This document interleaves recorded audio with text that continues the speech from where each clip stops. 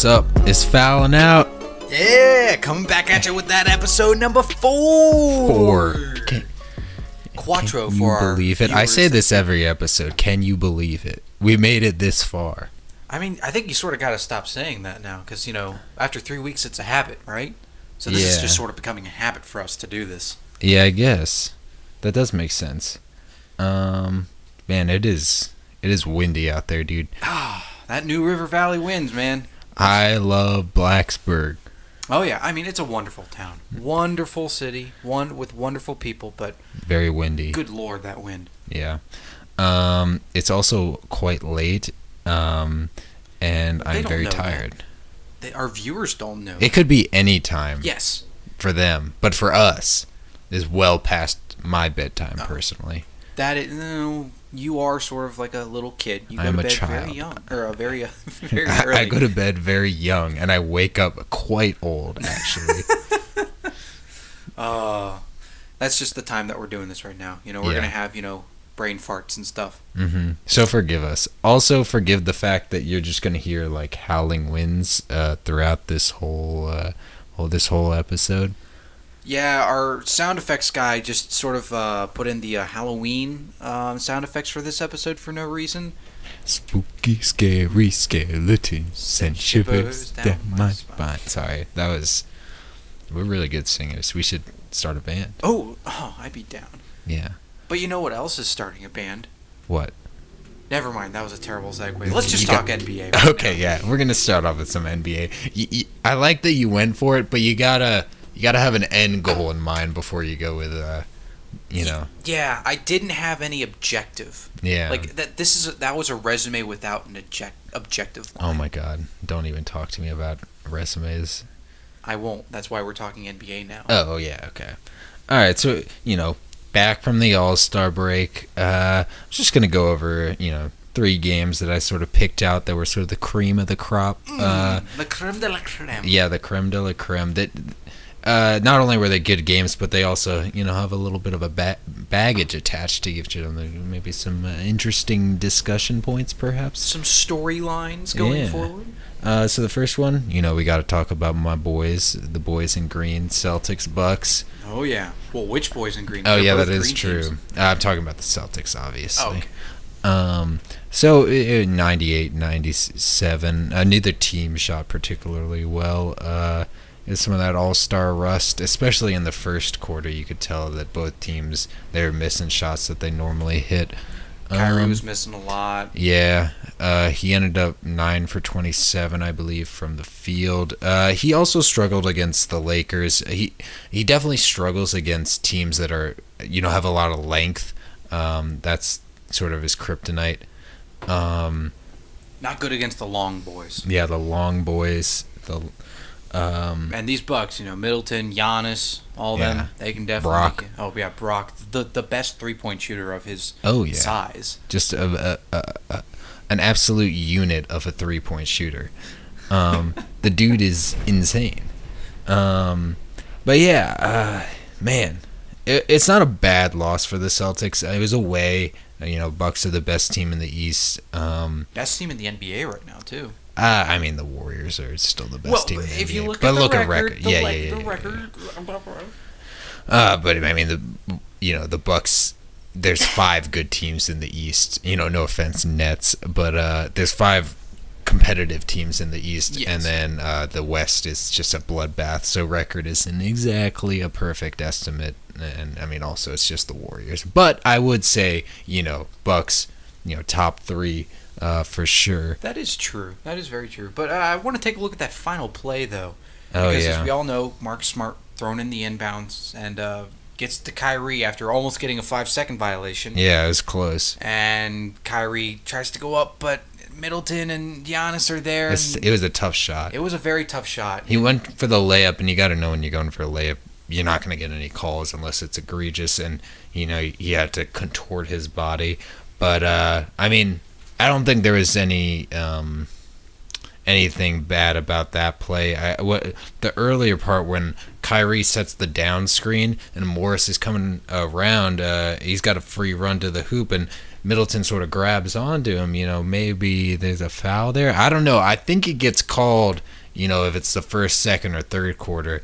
But, evidently didn't get it on the last play. Yeah, you got to live with those. Yeah, what do you think? I mean, I know I'm a little biased, so it's going to be hard for me to, see the reality of the situation. I mean, the refs don't usually call a lot of those fouls at the end. Yeah. Even though that, technically what he did to Morris looked like a foul, especially like almost yanking him down and then sort of arm barring him when he got under the basket. Because that play was meant for Morris, it seemed. Yeah. But you ain't going to get a lot of those calls, especially in crunch time when it matters, because it's going to impact how a ref is viewed by other teams in the future. A ref wants to be viewed as neutrally as possible, and not by any like chaotic things that he may do in the end of games. So they just want to know that they can play the game. Like the players want to know that they can just play the game how they want to play it at the end, without having any thoughts about, is the ref going to call me for a foul on this? Yeah, I definitely agree that, you want to swallow your whistle as much as possible. You're not looking to, call anything that isn't too egregious. So, I mean, I'm not saying that, like, those Celtics got robbed, especially since, the jump ball beforehand. There was some discrepancy about, there's 0.2 seconds on the clock. Does it start when Giannis touches it or when, Brook Lopez goes to tip? I believe it should have been on the Lopez tip. He didn't make the tip shot anyways, but then there's a scrum for the offensive rebound. Who knows what would have happened? More time goes off the clock. So we'll call it even. How about that? I think that's fair. I think that's a good way to leave that game. Yeah. But moving on to this, the Jazz Thunder game, it's sort of a change of view of how Paul George is going. Yeah, this whole season he's sort of he's been the man. I mean, he's not going to win the MVP. I mean, that's Giannis or Harden, but Paul George, he's up there. He's played a great season, and he's hit some tough shots when it's mattered most. And in this game, it was no exception. Double overtime. He crosses up Joe Ingles, gets by Rubio, who's coming over for the help defense, and then floats it over the Stifle Tower, as they call him, Rudy Gobert himself. He threw that ball up to the shot clock, and it went down. And, like a Steph Curry floater. Oh yeah, it was a tough floater. You got to get it over the 7-footer. Gobert there, and he's just got the killer instinct this season. Yeah, he's looking good, and he's actually been able to play very well with Russ, who hasn't been able to play well with other people. Yeah, in the other past. than maybe KD in the past. Well, you know what happened to KD. Hey, Paul George, he was going to be going to the Lakers. He said, no, I'm sticking with the Thunder. And I think that's huge, especially since, last season was kind of a disappointment. They sort of wanted to have their big three of Russ, Carmelo, and George, and they were an okay team. Yeah, they made the 6th seed stuff. Yeah, they were not what they wanted to be. So for Paul George to say, hey, no, I'm staying, I haven't finished what I started, I think that says a lot about who he is. Team a lot loyalty. About his character. I mean, obviously I don't have a problem with in free agency if guys want to leave, but I think that I think it's shown that was the right decision for him. He's got a good home in OKC. Yeah, I think so. And now moving on to a big game in the West. The Rockets taking on the Warriors without James Harden. They go into Oracle, and they pull off the win. Yeah. 118 to 112. Without James Harden, that's huge. I mean, James Harden had been carrying that team without Chris Paul just as many wins as he could.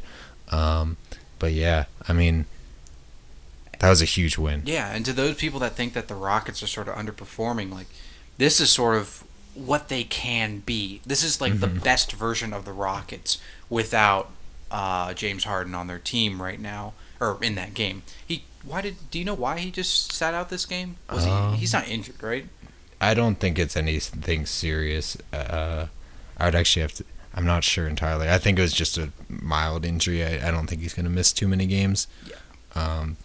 But and yeah, for a guy like Harden, they'll get him back into playing shape soon. Yeah. I mean, the dude needed a rest. He'd been playing tons of minutes, like 40 minutes a game, just trying to like save this team. Yeah, he's like Atlas carrying that, the earth on his shoulders. Oh, yeah. Except he's carrying the entire city of Houston on. Yeah. He has Capella on there on his back. Yeah, I mean, that guy around. Capella was even out for a while too, so it was a bunch of just whoever they could get, whoever they could put in a Rockets jersey, and just get him out there on the court. We'll see what we can do. But yeah, they're 3-0 against the Warriors. Do you think if this ended up being a playoff series, which it very well could if Rockets get the, say the 4 seed, say, you got Warriors, Nuggets, Thunder, and then Rockets end up with the 4 seed, both the Warriors and the Rockets win. That's going to be a series to watch. Yeah, do you think they got a chance? I don't think that the conclusion of that series will be in doubt. I think that everybody knows that the Warriors will win that. Okay. Do I think that they'll take them to 7? No. I think that the Rockets at best can probably win 2 games. So you're thinking the 3-0 record is a product of the Warriors don't give a shit about the regular season anymore? Probably. Like the Warriors know that they're going to make the postseason, and as long as they get the number 1 seed, they are without a doubt going to win the West. Yep. And then there's no one in the East. I mean, maybe Bucks, Raptors, maybe, but like, I think it's the Warriors' title to lose, and I don't think that's a everybody's controversial playing for opinion. 2020. Yep. You just gotta wait till KD gets out, and then you can win a championship. Yeah. But yeah, that's all I got for NBA. Those are 3 good games. I'm excited that the NBA is back. It's one of my favorite sports. Probably my favorite sport to watch right now. I don't know. Yeah.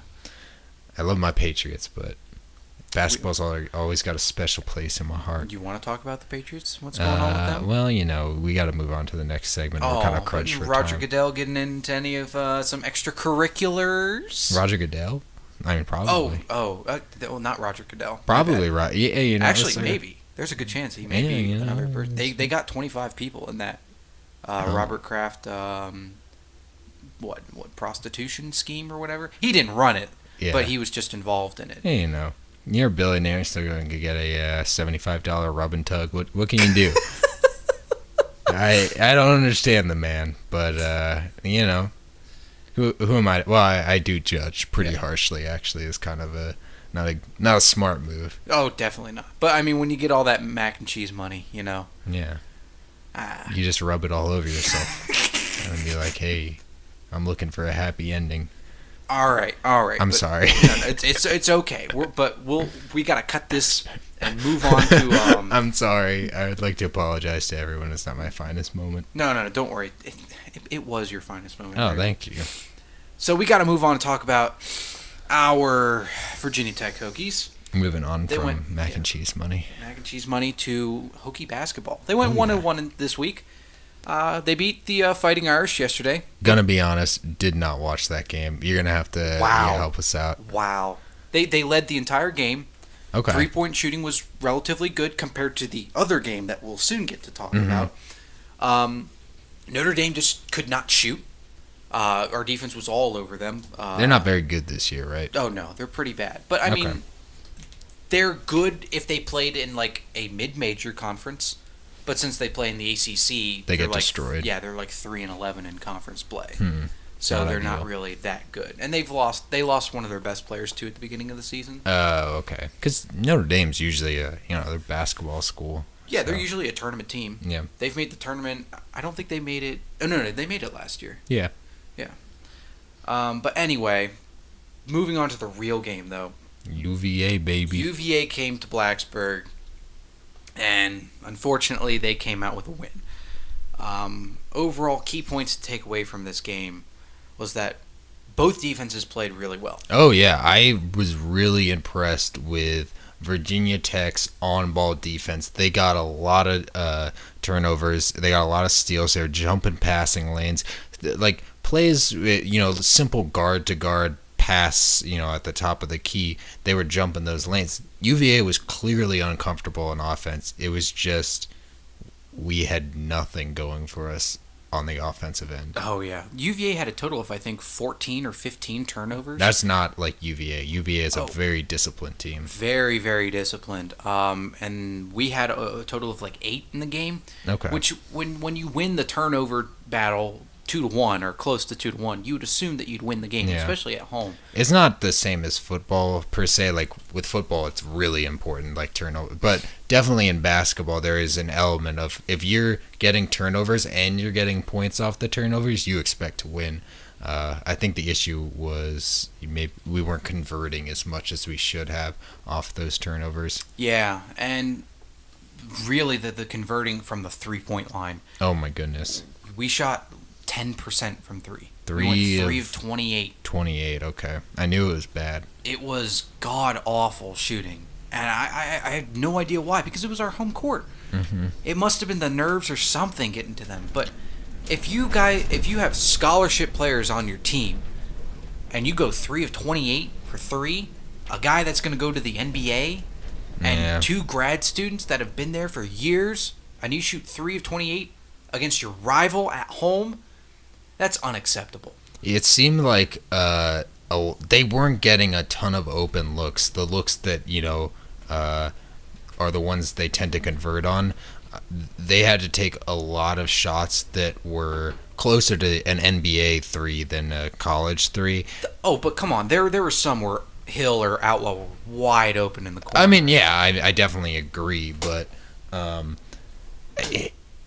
they weren't getting the same amount of quality looks as they're used to when they run their offense the way they want to. So credit to UVA, but they also did miss open looks, and I think part of that was, as you said, nerves, like this feeling of, you don't get this opportunity a lot with UVA. You have to take advantage, whereas you just need to play the game that you always do, and, if it goes in, it goes in. If it doesn't, it doesn't. Yeah, that's the nature of the game. That's basically how it is. But UVA did a great job of what they always do, which is clog the running lanes. They didn't let Tech get to the basket really easily. Yeah, which they already struggle with without Justin Robinson. Yeah, but when you don't have that, you don't have any dribble, drive, penetration, then kicking it out. Mm-hmm. So they made Tech very one-dimensional. Outside of one guy, Kerry Blackshear. Oh yeah, Kerry Blackshear, love that man to death. Oh, 23 points, 9 rebounds, I think. Mm-hmm. A few assists as well. Boy, he's really carrying this team. He played his heart out that game. He was getting offensive board, fighting for loose balls. I loved what I saw from him. He better stay. We need him next year. Oh, yeah. Kerry Blackshear, I know you're a junior. Come on, man. Stay one more year. We really need you on this team to be that big guy. Mm-hmm. Especially since we're going to be losing like 3-4 guys after this season. Yeah. But back to this game, he was crucial. And looking at the scoreboard, you think that if only we had made like 2 or 3 more threes, we would have won this game. Yeah. If Justin Robinson had played, I do believe we actually probably would have won this game. I think so. Just with our defensive pressure, if we played even decent on offense or average on offense, we win the game because, man, like they were bad offensively, and we need to take a lot of credit for that. I think we came out with a good defensive scheme, and then just couldn't make it happen on the other end. Yeah, DeAndre Hunter got into some foul trouble, so we didn't see a lot from him. Yeah. But the guy who really killed us was Guy. Oh my God. And he was just, some of the threes he threw up there were just total luck that went in. Yeah, he hit some tough buckets. I mean, we played good defense on him. A few times he got open, and you already knew when he hoisted the shot up, like, that's going in. You're just like, oh, God. If he's hitting the ones where he's, like, fading away, like, 25 feet, and he's got a hand in his face, and those are bottom, like, if you give him one that's, like, right at the line, stand still, like, that's an easy bucket. Yeah, and I mean, when you're playing UVA, you can't afford to make mistakes. Mm-hmm. You can't afford to let a guy be wide open and take a shot. Yeah. Although the Hokies didn't make a lot of those mistakes, they made enough of them to lose the game by not doing as much on offense. Mm-hmm. But anyway, there's sort of been a question that we've sort of been from this about. game, we've been going back and forth. Figured we might as well bring it on the old podcast. Is Virginia Tech a top 10 team with Justin Robinson? I remember hearing Jay Billis say that Virginia Tech is a top 10 team live during the UVA game. During the UVA game, Okay. and during his who are the best teams. He had an article that he writes about the top 68 teams, which are the 68 teams that should make the bracket. Yeah. And he said he had Virginia Tech ranked at number 24, and in the little blurb he wrote under that, he said this is a top 10, top 15 team with Justin Robinson on him. I disagree. Okay. But I'll let you make your case first for why Virginia Tech is a top 10 team. So I got 3 big points. First one, I got a Med Hill. With Justin Robinson, Hill is a different player.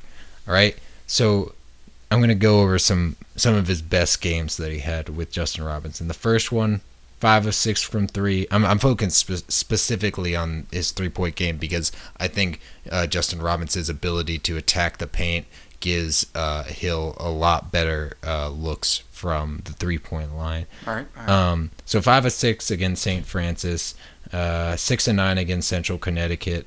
In those 2 games, they scored 75 and 94 respectively. And, I know you're going to be coming at me with, those are non-conference games. So I'll do you one better. All right. Notre Dame, 3 of 4 from 3. They scored 81. UNC, they did lose this game, but they put up 82 points. Hill goes 4 of 7. So he's a difference maker.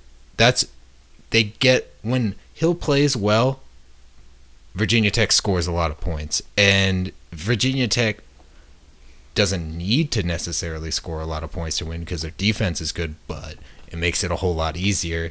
And when you look at post-Miami, their highest scoring game is 76 points, which is not a lot.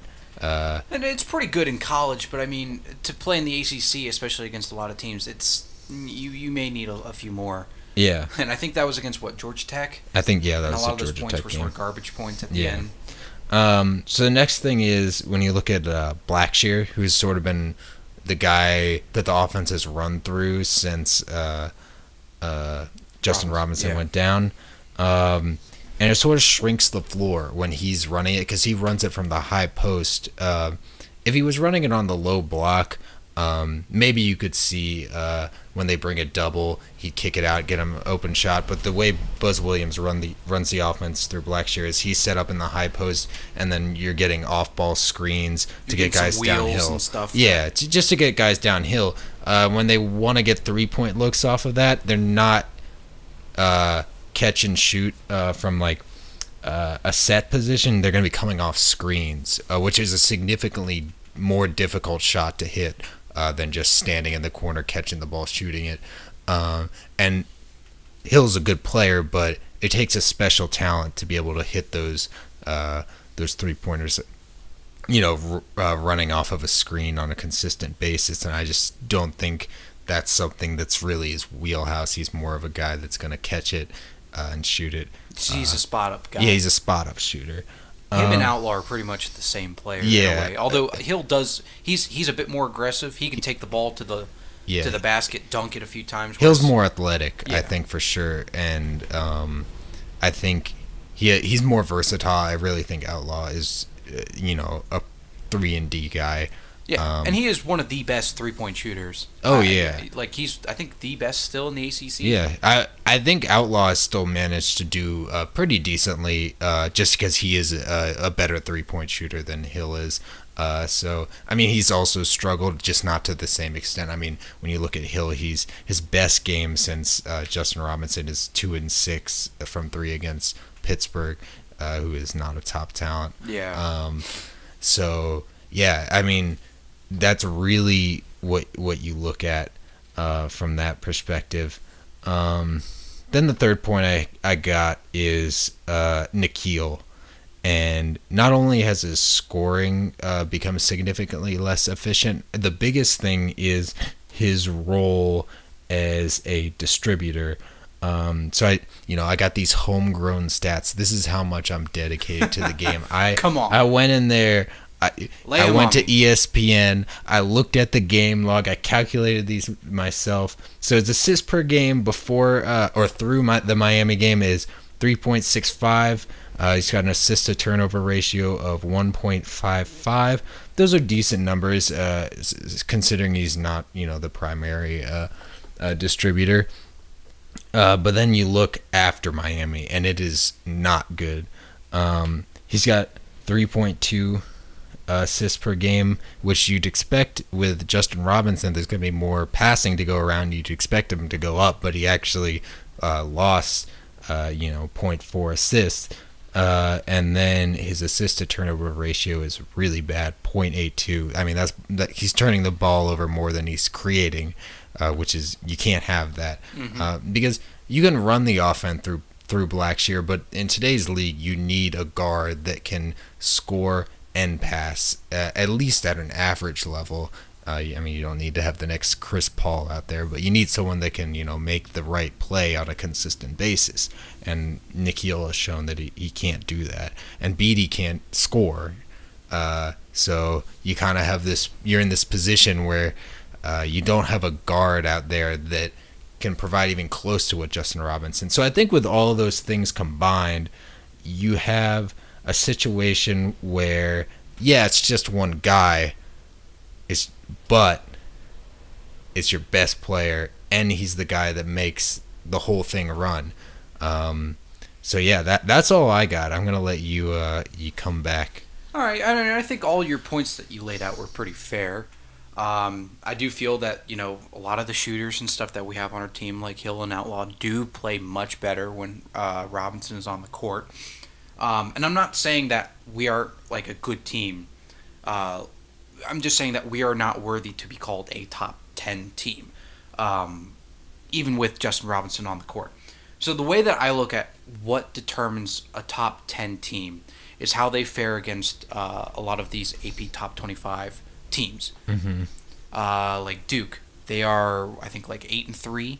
UVA has the same record. UNC, I think, is also like 7-3, something like that. All three of those teams are top 10. Yeah. Virginia Tech is 2-4 against the AP top 25.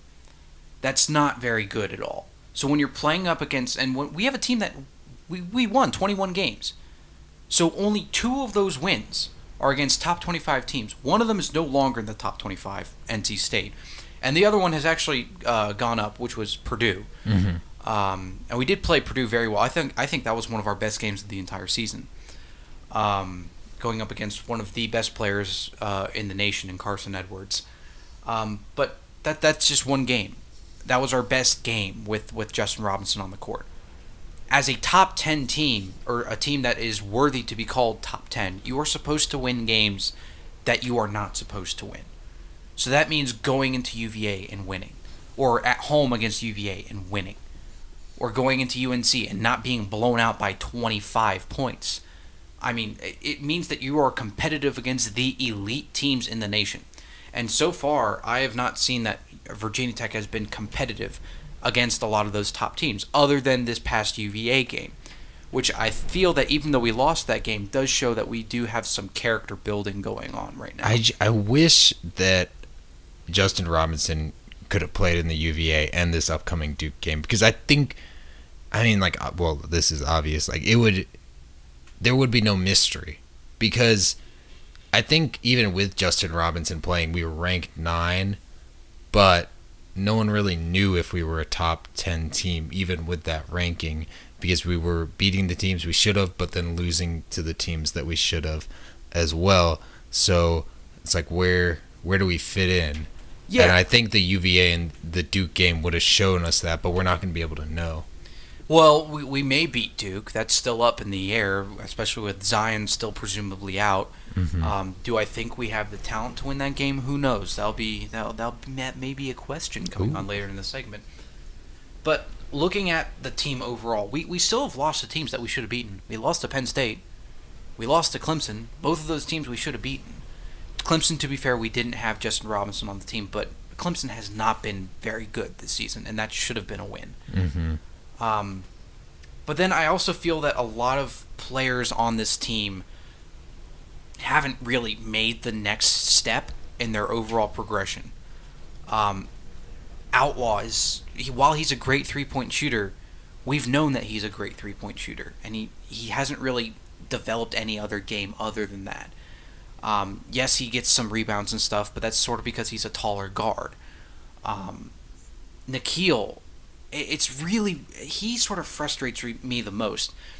I will agree with you on that. I presume he's going to leave after this season, because there's all this hype going around that, he's a top 20 Wooden candidate. He's a potential NBA first-round draft pick.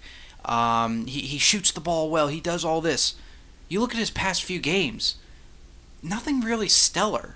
Like, I mean, he's shooting about like 30%. He's shooting about 50% from the line the past like 5 games, which is horrendous for somebody who's a shooting guard. Yeah. A shooting guard that's going to go into the NBA? Come on, you have to make more than that. And a lot of those free throws were crucial, too. In the Louisville game? Mm-hmm. And in the UVA game? Yeah. Yep. I mean, there's absolutely no excuse for that. And as somebody who could go to the NBA, and who probably will, you should have a better command of the field, or the court. He looks sort of lost out there. And I mean, it's better than Beatty.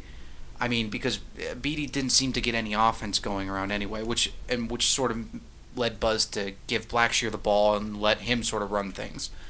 Because Blackshear seems like the only one who's really actually stood up. And made a change. He is completely changed. Like, he went from a player that was, would he show up, wouldn't he show up, to a guy like, you're getting 20 a game from him, and he's going to play big. Yeah, and that's... He can play all around the court too. He can play under the basket. He can play in the post. He can pull up from like mid range and from 3. Even though I don't like him shooting from 3, he can do it, and he's proven that he can do it over the past few games as well. But it's all the other players around him that need to step up. Beatty has to find a shot. It's so tough to ask that of these young guys. I mean, Beatty's a sophomore. He was an ESPN top 100 guy. I mean, he's still he's averaging 20. like 4 points a game. Did he come in as a guy that was supposed to provide offense, or was he top 100 because of his defense? I mean, if that's you're an top honest 100 question. and can't score, then something's wrong with the metrics. Yeah, I mean, I think it's a lot to ask of, college athletes that aren't, Duke or like some of these other schools, to ask them to pretty much completely change their game plan, because unlike the NBA, college hoops is very much focused on what the coach wants to do in terms of game plan and how the offense will be run, and changing that up like they did a complete 180 from being a dribble drive team to a team that runs a lot of off-ball sort of sets and stuff like that. It's tough. It's going to be tough for anyone, even a guy like Nikhil. And I mean, I will agree. I think if he wants to make it in the NBA, he needs to show that he can step up in these kind of situations. But it is also, he's being asked to do something completely different from what he's been supposed to be doing like before this. I know that, but as with the raw talent that he has, and with all the expectations coming into last season and now this season, it sort of hits hard. It's just like, I mean, we thought that you could, like do all this stuff, and now it's just like, I understand the role that Buzz wants him to play. I understand that. Yeah. But he needs to make more than 30% a game. And Beatty needs to make, he's averaging 3.3 points a game. That's less than Isaiah Wilkins, who wasn't on any big ESPN 100 boards, who wasn't projected to be a huge, prospect or anything. Isaiah Wilkins is a true freshman that's making more points than Wabasa Beatty. Yeah. Beatty needs to step up and find a shot. It'll be interesting. This team's one and done in the tournament. I don't care if we get posted up against like a 12 seed or something. That 12 seed has a very good shot at upsetting us if we can't hit our shots. Yeah, we need Beatty to figure something out. I mean, I think even without Beatty, with Justin Robinson back, Beatty doesn't need to score. We already have enough guys that can shoot for us. But without Justin Robinson, we will need Beatty for sure. Yeah, but back to the original question, though, I don't feel that we are a top 10 team, even with Justin Robinson, because we don't beat the level or the caliber of teams that top 10 teams beat.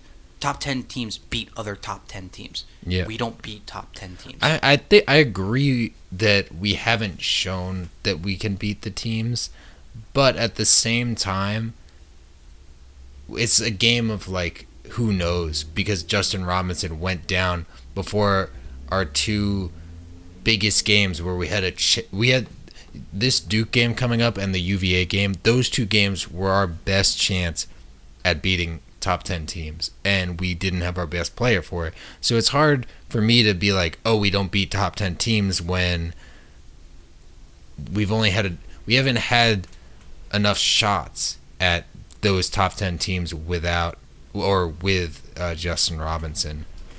That is fair. I'll give you that, but still haven't changed my mind on the overall issue, though. Well, but agree to disagree. Yeah, agreed for now. Well, what do you guys think? Yeah. Post in the comments below. We'll put out a Twitter poll. I will admit this. If we do beat Duke, and I know Duke's not playing with Zion, but they still have R.J. Barrett, Trey Jones. They're still a top 10 team. If we beat Duke without Justin Robinson, yeah, I think we're a worthy top 10 team if Justin Robinson comes back. Okay. Well, next podcast, you know we're going to be talking about it. Yeah. But speaking of Duke. Oh, Duke. Oh, the Dukies playing up against the team of college students in quotes, because I'm being sarcastic because UNC doesn't make them take real classes. Oh, yeesh. But yeah, this was well, Paul George. We were talking about Paul George earlier. Yeah. It was his shoes that Zion slipped out, burst out of. Not liable. Oh yeah, there's just probably a whole bunch of clauses and lawyers and stuff that are preventing him from being responsible for anything. Mm-hmm. But that was huge. The best Zion player going down with a mild knee sprain. Yeah, he's day to day. I mean, he's gonna be fine, but I mean, still for that game, that was huge that he was out. Oh, and did you see the ticket prices for that game? Oh my goodness. Yep. Imagine spending the average price was $3,296 for context. The Super Bowl, the biggest sporting event in the world, $4,656. So it's getting up there. So imagine paying $3,000. You sit down, you got your nacho, you got the fake nacho cheese they give you. Oh yeah, like the plastic and stuff that tastes like cheese. Yeah, and you got your $12 thing of Bud. Wait, no, they don't serve. They can't serve it at college. Okay, because they're underage kids. Yeah, well, not. I mean, obviously, everyone in the student section is absolutely trashed, but they are not serving it in the stadium. So they're serving Zima. Okay, the bitch kind of alcohol. I don't know. I don't even know what that is, but it sounds disgusting. Google it. All right, I will. So you got your alcohol-free beer for $12, and you got your nachos for $6. You sit down. You're so excited. You're like, I just paid $3,000 to watch a historic rivalry with probably the next LeBron James. 30 seconds in, he goes down, done for the game. You're thinking? You gotta be shitting me. I just mortgaged my house to pay for these tickets. I left my wife and kids behind for this to see Zion and Obama at the game. Yeah. And then that happens, and now look at you. You're homeless. Yeah, and if you're a Duke fan, then it's not good seeing you lose at home to your huge rival by 16. Yeah. I'm surprised it wasn't closer. I mean obviously Zion's like insanely talented, but you still expect Duke to figure it out. I mean, Coach K is one of the greatest of all time. Oh, so. Yeah. I mean, especially when you have like boatloads of talent that they paid for. I mean, recruited. I mean, there's no excuse still that you shouldn't have lost by 16 to UNC when you just completely outweigh them on the talent scale. But let's dig into this game a little bit. Yeah, I'll let you sort of take the lead on this. So right off the bat, after the Zion injury, it was clear that UNC was having their way in the paint. They were getting wide open looks. Luke May was just open sometimes, and under the basket. Under the basket. It's a lot of these freshman teams, and I know that they have a lot of talent, but they're very young and they don't have a lot of discipline. And that's sort of the reason why Duke lost to Gonzaga earlier in the year. Gonzaga is a team with a lot of seniors, a lot of discipline. And old age and treachery always beats youth and skill at some time. UNC is another one of those schools that has a lot of seniors, a lot of vets on that team. A good coach, too, in Roy Williams. Just drew up a lot of schemes to get guys wide open under the basket. Fun fact, too, for first half, they went 1 of 13 from 3 and only shot 10% from 3 the entire game. You're talking about UNC. Yeah, UNC. And they won by 16. And they won by 16 points. Wow. Yeah. I mean, from what I saw, it seemed like they were running in transition and they were hitting the offensive glass. And there didn't seem to be a lot of effort from Duke looking to get a rebound. I mean, especially in the second half. Yeah, they kind of seemed like they were kind of folded. They were like, they didn't seem like they felt like they could win the game, which is surprising considering they just came back down 23 versus Louisville. You'd think they would have had a little bit more heart, but maybe Zion's the one that sort of drives the engine for him. I mean, I don't know what's going on in the locker room there. Well, back to the rebound point. Zion's the one that gets a lot of the rebounds. That is He's true. the force inside that, nobody sort of messes with. When you see Zion, you're just like, oh, shoot. I don't want to go up against him, so you'll pull up instead of driving into the lane because you don't want to get hit by Zion. That dude's a tank. That guy is a large individual. So that's probably a reason why they were getting out-rebounded, why they were having a lot of their opponents just wide open underneath the basket. Because Zion is a very good defender, very good blocker too, and he's sort of like a captain for that team. He rallies them. Yes, R.J. Barrett's probably the better player on the team, but Zion is that guy that everybody's watching for. That's why people paid $3,000 to see. I think Zion Williamson's definitely the best player. I mean, if you look at it on paper, R.J. Barrett makes more points and rebounds per game. I mean, Zion. I mean, come on, Zion Williamson is like a physical specimen. Like the dude's got a ceiling through the roof. Like, oh yeah, I'm not arguing with that, and I do think he is the best player. But statistically, so you say okay? Okay, that makes sense. I mean, he does score more for the team, but at the same time, Zion Williamson is the guy that he's got the gravity on the court. Everyone's looking at him. Oh yeah, on offense. Yeah, he's the glue guy. He's the guy that brings everybody together and the crowd on their feet too when he just slams it home. Yeah. But yeah. Other than that, though, they only shot 20.5% from 3. And, Duke's a team that, you sort of need to make, 35, 40% from 3. So they lost a lot of opportunity there from the perimeter. Not really sure if that was just poor shooting or good defense from UNC. UNC's not really a great defensive team. Yeah. They're a great offensive team, and that sort of mitigates a lot of their defensive woes and mysteries. They have an insane pace that they play at that maybe Duke just... They got tired legs, makes it harder to shoot. Yeah, but going into this whole, in the era that we're in now with NBA, NCAA, with people not playing in bowl games, not wanting to risk any injury in college football, and this is now the second top 5 player from last year's recruiting class to go down with an injury. Bol in Oregon got injured early in the season and has decided to not play for the rest of the year. That was back in November. And now we have Zion Williamson, who was number 2 on the overall ESPN Top 100 Who's 2018. number 1? R.J. Barrett. Oh, okay. And Cam Reddish was number 3. I forget who was number 5. Wow, top 3. Oh, that's nice. Yeah, well, that's what you get when you recruit really well. Yeah. So what should Zion do? It's tough. Got a lot of guys. I mean, Scottie Pippen even saying that, hey, don't risk it, just sit out. But then you got guys, like Charles Barkley is saying, like, hey, it's not all about the money. I mean, you play the game because you love it.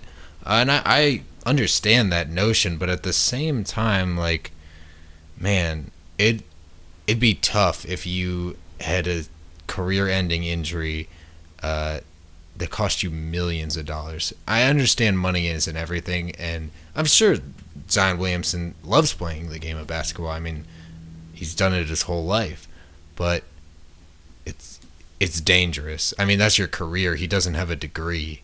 I mean, yeah, and I mean, you have to. And what the NBA does with a lot of their players is they think of them as assets, not as players. Like, I mean, at some point, some GM or owner of an NBA team is feeling like, okay, yeah, LeBron has a lot of net present value for this team right now, because they're sort of going over the payoff period and all that kind of stuff for the team and what benefits them the best. If you're Zion Williamson now, you've got to look at the future years that you could be earning, like $20 million a year, $30 million a year, whatever the max is in the NBA, and you just got to look and be like, good Lord, I ain't earning anything right now, Yeah, I'm getting free tuition and all that stuff to go to a great school at Duke, but am I really here for a degree? Yeah, the tuition doesn't mean much to it. I mean, the meal, like paid meals, stuff like that, that's nice. Paid housing. Yeah. You don't have to worry about where you're going to sleep or what you're going to eat. But the tuition, like, for class, these guys aren't finishing their degrees, at least not now, and maybe years down the road. I'm not going to, I mean, John Wall's doing it now with his injuries, but, I mean, the money that goes to paying for classes is pretty much throwing away money for guys like Zion Williamson. I mean, not to say he's unintelligent or something, just that his career isn't to get a degree, to get like a bachelor's degree. His career is to play in the NBA. Yeah, make money playing for a team, dunking, shooting, playing defense, all that kind of stuff that you do, basketball. That's what his life is looking to be, or at least looks to be. And, if I'm a guy in that position, it's a tough position because you want to play for your team. Yeah. Like, Zion, from what I see and from what I hear about him, he doesn't seem selfish at all. He seems like the kind of guy that would come back to play for Duke and try and win a national championship. But then again, is that the best decision for him? Because you're risking another knee injury. This dude's 285 pounds. Yeah. Think of jumping up and down all the time and how that wears on your knees. Yeah, it's tough for guys his size. Yeah, I mean, it's a tough decision. I don't think there's a good answer. I really feel like one and done is a bad policy. I think that guys like Zion should be allowed to go straight to the NBA. I mean, he's clearly ready. He would play significant minutes on an NBA team. There's no reason why RJ Barrett should be in college. Yeah. They should be playing for, like the Suns right now. Mm-hmm. Or, whatever shit team that they would probably draft them. Yeah, Knicks, Cleveland. Well, I guess Knicks are saving up to get... Who's winning the Tank for Zion contest right now? Well, is it the Knicks? No, I think it's... Let me check that. Last time I checked, it was the Cavs. Cavs actually, it was the bad. Knicks. Yeah, but, I mean, the Cavs are... They're screwing up. They're winning a few games. Oh, yeah, look at that. They're 14-46, yeah. Oh, my God. They're 5-5 in their last 10 games. Yeah, Suns still are winning, 11-50. Knicks are bringing up a close second at 12-28, so we'll see. Yeah. We'll see. It's going to be a close race. The Bulls have also been winning, too, so they're losing that Don't talk to me about Bulls winning games, all right? I won't talk to you about Bulls winning games or anything like that. Don't worry. It's all... You're good. Well, I'm going to talk about it in a minute anyway, so you don't have to worry about it. All right. But I don't think he should come back. I think he should. I don't think he should because, A, I'm a Hokie fan and I want to beat Duke. All right. But two... After Virginia Tech, then he comes back. Yeah, but two, I understand the implications.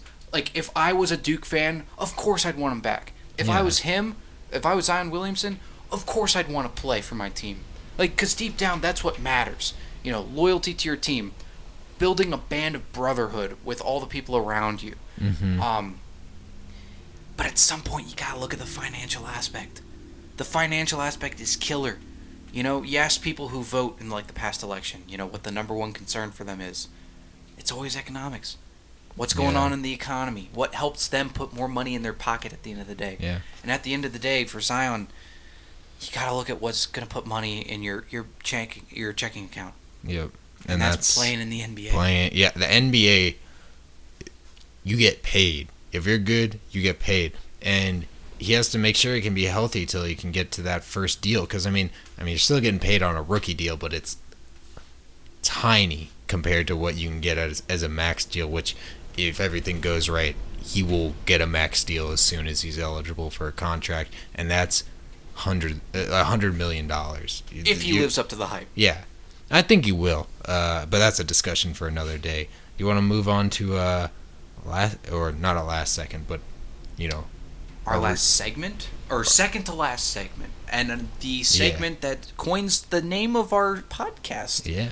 Who fouled out this week? Oh my goodness! I'll pose the question to you, Raymond. Me first. You look ready to go. You look ready to take a crack at this one. I'm a little pissed off, actually. Oh, you are? I couldn't tell. Your hair looks good. You look in shape. What could be making you mad? You look happy. You got a smile on your face. No, I'm not. I'm actually frowning right now.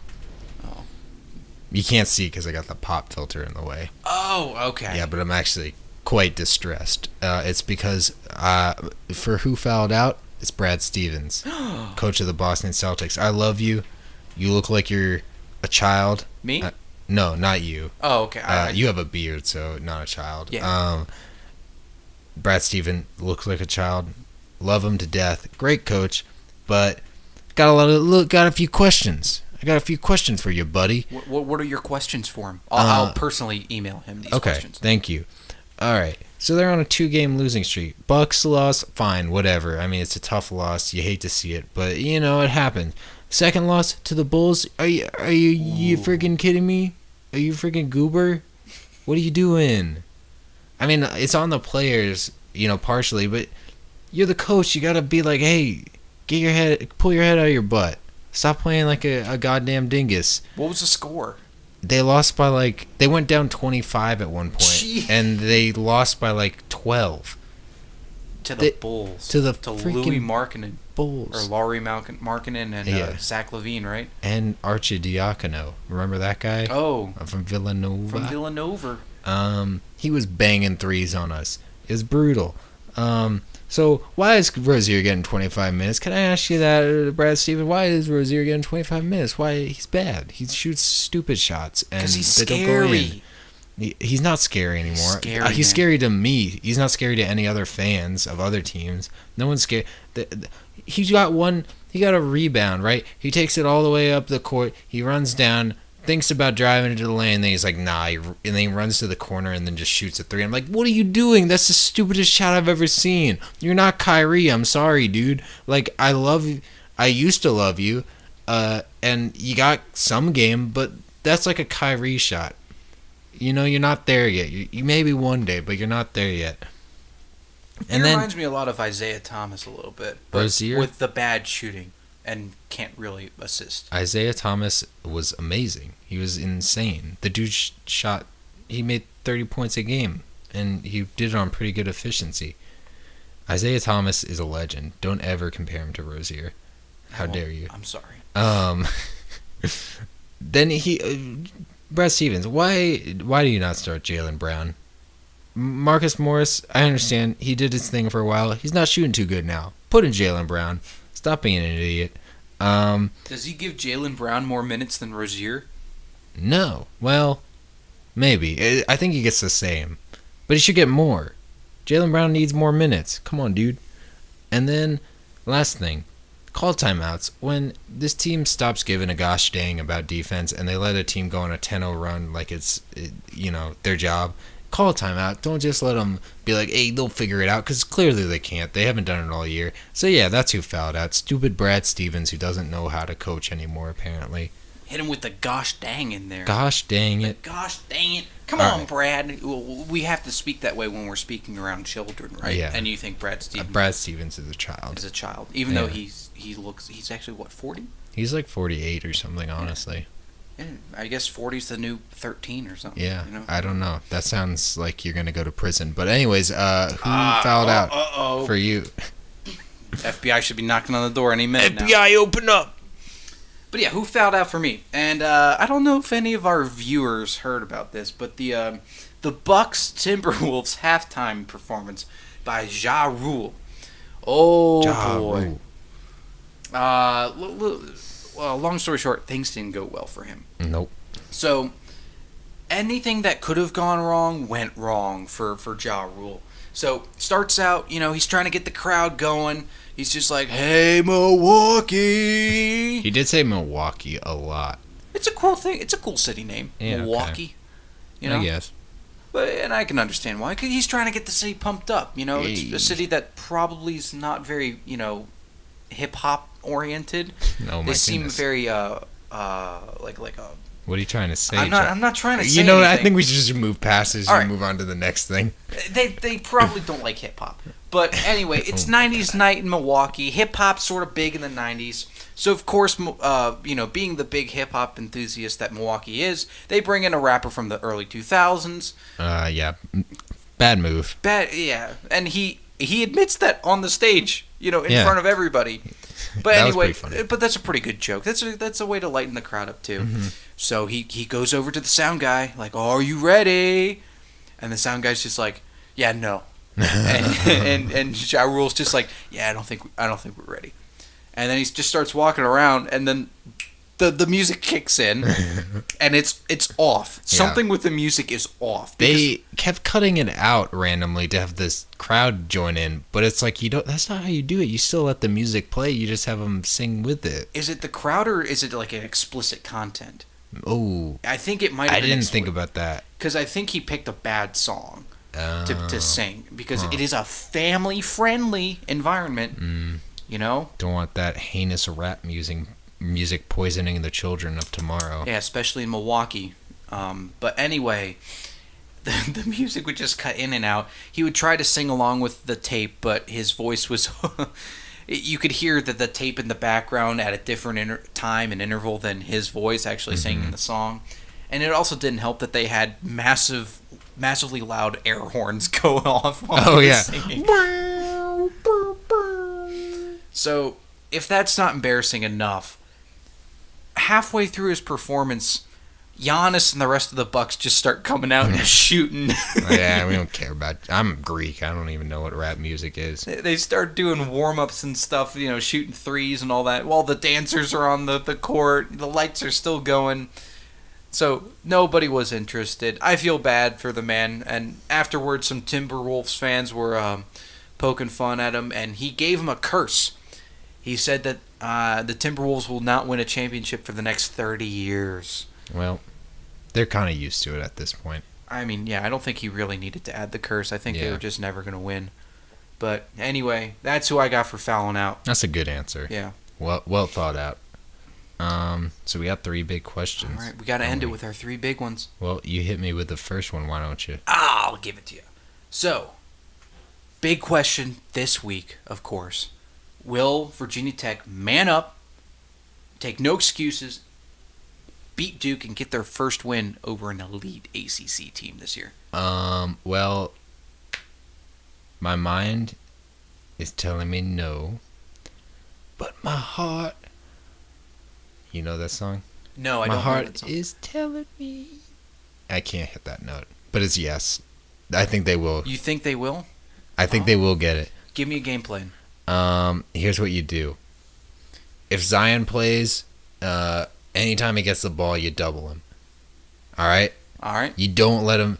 So you just let R.J. Barrett run wild? Well, you got to be able to double. You got to trap him and be able to get back. So that means moving your feet on defense. No standing around. And you got to be able to rotate. So if one guy comes over to trap Zion, the next guy's rotating over. So they got to make a few passes. You're going to have a chance to get back, and you can get the weak side rotation.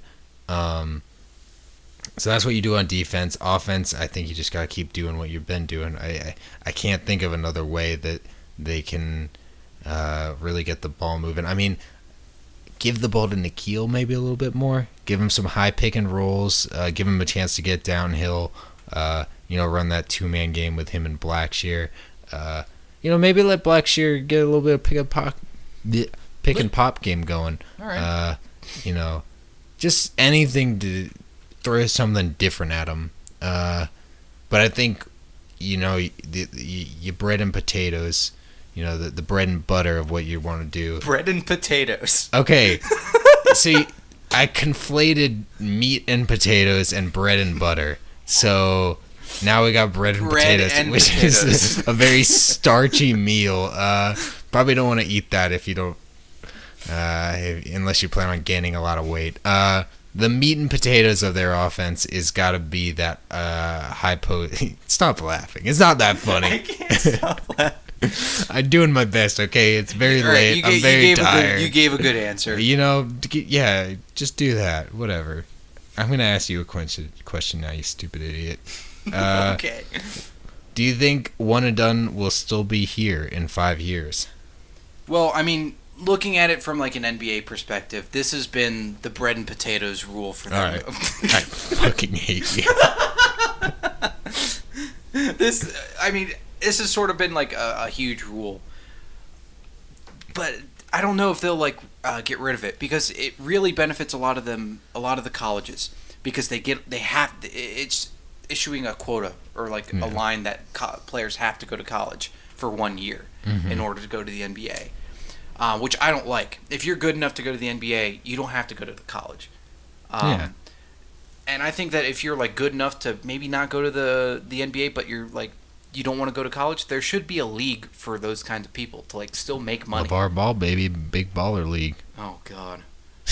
Oh my. Lord. No, yeah, I think something, maybe open up the G League to more guys coming out of high school. Yeah. Something like that. I mean, the G League is pretty good nowadays. Yeah, and I think that's definitely a different option that I think the NBA and overall basketball can take. So, do I think it will be here in 5 years? It's iffy, 50-50 chance. You got to give me an answer. I'm not going to let you say 50-50. You got to say yes or no. Oh my God, I think it's going to be around. Okay. It takes a long time for change to come around. That is fair. Unless you're in a presidential election, then change comes real quick. Is that a? Oh, I change is coming. That was Obama's slogan. Oh yeah, you're right. Yeah. I hear the train a coming. It's coming. Sorry, you can ask the last question. All right, I'll ask the last question. I'm losing my mind. I'm delirious. Oh, okay. Yeah, you're out of your mind.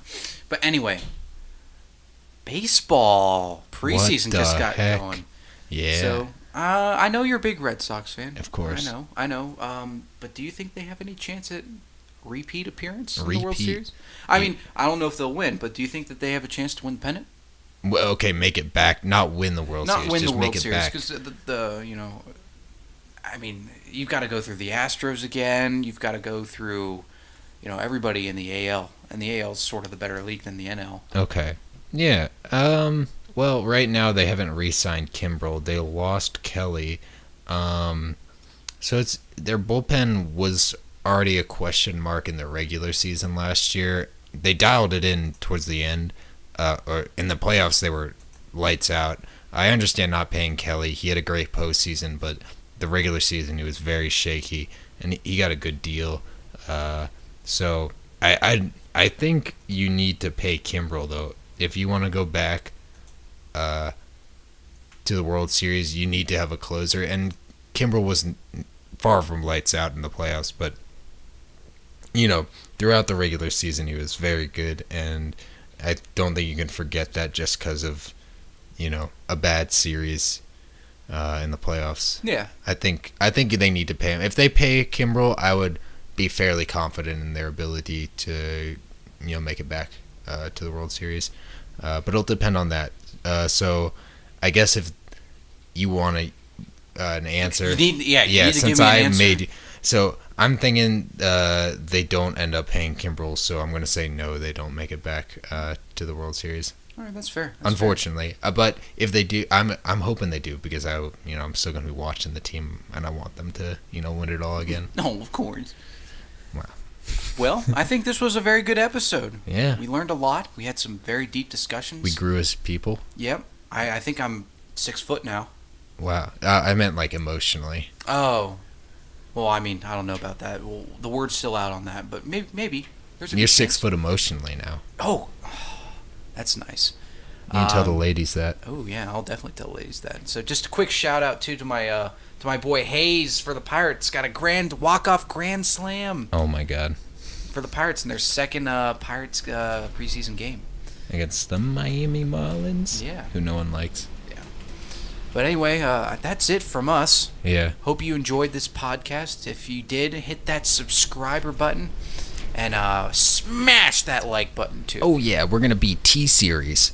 We're definitely gonna be T-Series. But yeah, I'll let the dulcet tones of the wind play us out. Just kidding. We're gonna play our intro again as we usually do. Because it's fire. Right. Yeah, of course. Yeah. All right. See you guys next week. Have a good one, guys. See ya. The wind is so loud.